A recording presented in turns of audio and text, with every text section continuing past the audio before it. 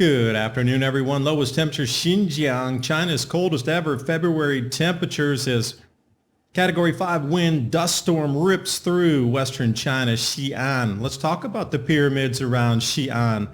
They're known as mausoleums. Many of them, I visited a few around 2007-8 when I was traveling in China. Planetary geometry when all the outages occurred here, cell phone wise. Polish farmers spilling grains all over the tracks. French protests back on beginning today. Right as the BRICS talk about dollar-free grain trade among the world. How much interference before that's allowed to happen?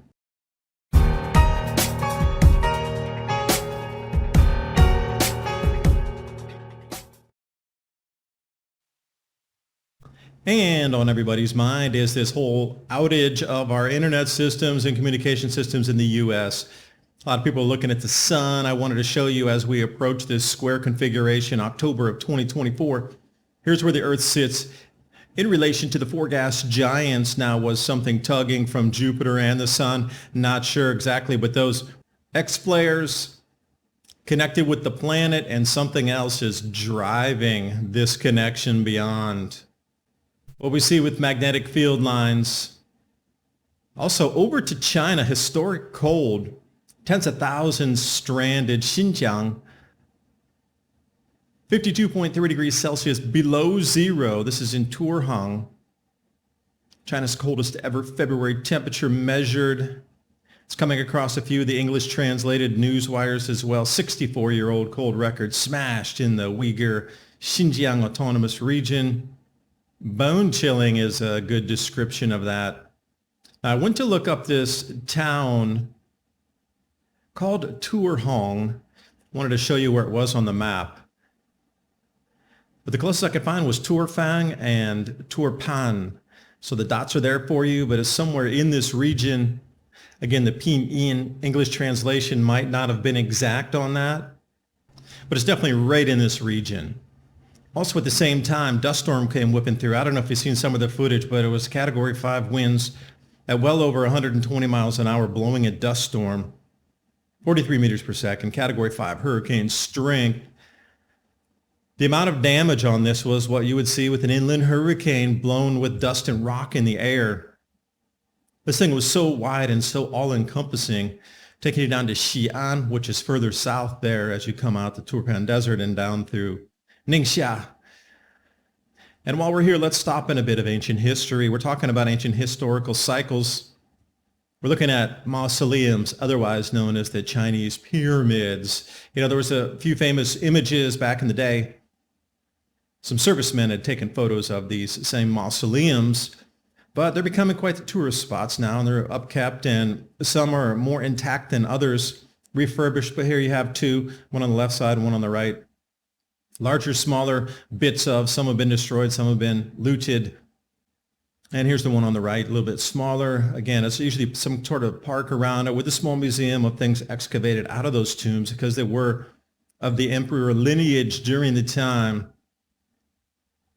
Most times it's just what you see here, the hills that have been constructed now, reforested. Before they were a little bit bare. But from the ground, when you're looking, something similar to this, and you can see they planted the rows of pine trees to try to reforest this and keep the erosion down. Some of them are more remote, and some of them are, bam, right in the middle of the tourist areas.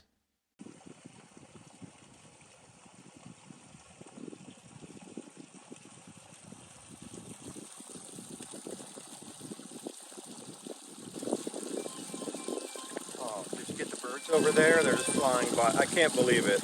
No way. Spam call all the way out here while we're shooting on location. Oh, look how many calls we already got today. Oh, that's all spam right there. Missed calls. You know, just like you, sometimes I don't even want to answer the phone anymore because, you know, these kind of calls are continuously rolling in. Very few ways to handle this. Takes you an enormous amount of time. So let's talk about the sponsor of today's video, Aura. You know, plus these data brokers, and they're consolidating all the information they can find about you. Have you been to Google to look for yourself? They have all these previous places that you work, every previous employer's addresses, phone numbers at times. And then there's Aura. an easy-to-use app that gives you all the tools to keep your identity, your privacy safe online. Aura scans for your personal information that's out on the web, and it does the work of multiple different apps and softwares. And every time you look online, there's some new information that's been scraped about you. I want that all removed. But to do that as an individual, do all the paperwork, that's going to take years. But with Aura, there's just one click and they do the hard lifting for you, because information privacy is becoming a big deal. Click on that link in the description box below, aura.com/adapt2030. Try it 2 weeks free, or click on the QR code left side right there. Get protected. And now on with the video. But this is just a line coming out of Xi'an, not Xi'an. But this is the original capital. If we go way back, the original capital out here, not Xi'an, but Shenyang. And you can see they're sort of in a line there. And another really interesting thing about the electric geology of the area where the tombs are put. Some of these that haven't really been reforested yet, clear to see the pyramidal shape. They always occur in twos, or the ones that are the largest are by themselves, but they have periphery sets of pyramids. So you're always coming in pairs with these, the yin-yang principle of it. Got a couple more pyramids here. And then occasionally they will be very close to each other. So those dots on the map show you two pairs right in a row there. And you can run around by motorbike and hire a guide, and they'll take you around. You can climb all over these things. Some of them, not all. If you were roped off, they say don't climb it. But another facet of Chinese understanding the energetics of the earth was this discharge pattern, this fractal discharge, what we see if you're going to look for some sort of, maybe not interplanetary lightning, but something on the scale of 1,000 times larger lightning and plasma discharge than we have today. You would be looking for these feather discharges, and an enormous amount of those tombs are on or at the very periphery edges of these, which is something interesting in the way that they understood history and the energetics of where to lay those that are moving to the other side of the veil. And speaking of moving on to something other side of the veil, farmers just aren't having it. They realize that they have the power in their hands. They stop the food. The governments listen. Now Polish farmers are starting to spill Ukrainian grain that's coming in on the trains. They call them wagons. I call them rail cars. But they're just coming in, and anytime they see one, they put tractors in front of the tracks, make it stop, and just hit that unload chute, and boom, out on the tracks it goes. Huge amounts of trains are being hit like this, just grain everywhere, disrupting rail traffic. And again, send in the enforcers. They have to have the police guard the trains now. This is a nationwide protest. Anything coming from Ukraine is now a valid spill potential. If you see it, spill it. That's the whole thing. Open it up. If they're carrying it by tractor trailer, open the back, toss it out on the street. No grain, no food, nothing allowed in from Ukraine. This is the direction they're taking it. And of course, there's going to be criticism from the Ukrainian side, like, you can't do that to our discounted grain that we're dumping into your nations and your continent. You have to stop the protests, so the Ukrainians say. And then on the Polish side, they're like, no, they're allowed to protest here. It's a free country, baby. So the protests continue, and this is some live footage that had come out where, again, they start to find where these chutes are. People run up and hit it, but once it's open, you can't really close them back up. So anytime these things are waiting at the border checkpost to come across, they have some sort of presence out there to try to scare the public, scare the people, like, don't do it. You see, here's a chute that got opened from somebody on the other side. Looks like they snuck through and pulled that. Well, this is going to unload the entire train right on the track. So then that train's stuck there. It's not going to be able to transit until they clean the grains away. Now, it can only get so deep, obviously, because, the laws of physics there. But this is the levels that they're going to right now to stop these shipments coming in the country. This is definitely a step up from what we've seen previously, and those of you who heard in the media that the French protests are totally settled, don't even worry about it, it was just a flash in the pan, don't think about it, don't organize, don't protest. Well, the French protests are back on again. This time from February 4th. Oh wait, look, scratch my watch, that's the 24th through the 3rd. Here it goes again. Round 3, 4, 5. Media will tell you it's finished, but this has just been one continuous strike after another after another. And also, Poland grain blockade, but then the Greeks are getting in on it also, and this is just becoming a full Eastern European thing here, where anytime this grain is known to transit through on rail, they will stop it in a different country and dump it, literally pull the chutes. Seems there's some sort of organization going on here where they know where these trains are headed to, and if they get across the border, they just put the tractors in front, and they know what the schedules are, and once it comes to a stop, the levers get pulled.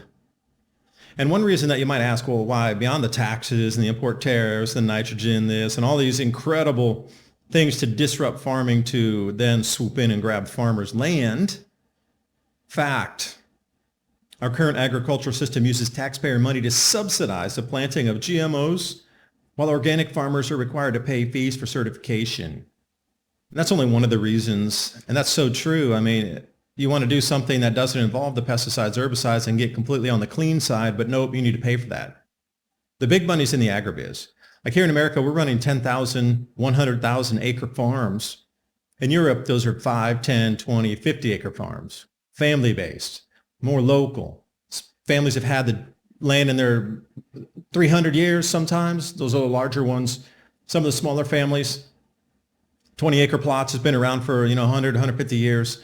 Now they're just getting hit so heavily with all these different taxes and herd requirements. If they have animals, they're only allowed to have this many animals per acre on this or per hectare. And just they're making regulations out of thin air, literally. Okay, well, today I scratched my head. You're only allowed 2 cows per hectare, but before it was 5. And then they just wake up one day. You got to cut everything in half. Okay, sell your herds. Oh, wait, now there's going to be a tax because of this, that, and the other. And it's blinding the lists of taxes, regulations, fees, penalties for not adhering to. And then you're also limited to the certain types of grains. And again, you're getting funneled through, just like everywhere else. You're funneled through Syngenta, Monsanto. So when it comes out to jumping outside that system, there's a penalty for that if you didn't stay inside the system that has been set up for 70 years in the Green Revolution since post-World War II. You're going to be penalized for growing clean foods. And I do remember one of the prime ministers in Croatia was saying the way it was moving with all of these regulations coming in, it was to stop organic foods from reaching you, the customer. That was one of the main ploys, in addition to bankrupting farmers so that they would either have to sell it or the banks would come in and confiscate it, and they would use that then in rewilding programs, never to be turned into a farm again, reforested. That's the ploy. So, of course, they're angry. Would you want to have somebody steal your land if you had a chance to stop it? I think that's the thing. There's nowhere for them to hide anymore, and they all know it. So I think they've awoken the beast. Once you put somebody in a corner where they realize, A, they're in a corner economically. B, there's nowhere to hide. They're going to have to confront this and stop it to make it stop. That's where they're at. They realize that. In unison, they've all realized that. You can buy yourself a little time, but it is never going to stop. It's like the Terminator. It's going to continually grind forward until everything is wiped out. So they're like, okay, we're not going to wait for that. We're going to go on the offensive. And by the way, we control the food into the stores. So I guess that's a ace card right there for everybody.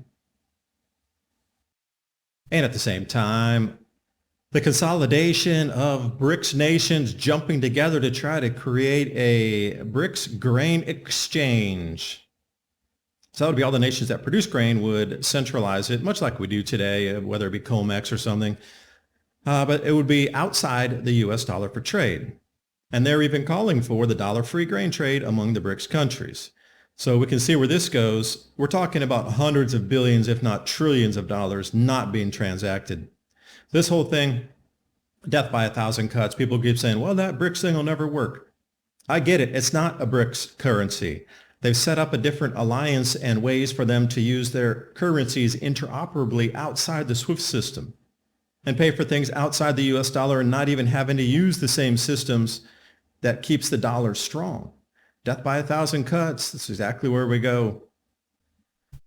And since we are talking about agriculture and coming into the planting season, TrueLeafMarket.com, heirloom and organic seeds for any grow zone on the planet. And that link for True Leaf Market and Aura are in the description box below the video. I do thank you for watching. Hope you got something out of it. See you next time. Bye for now.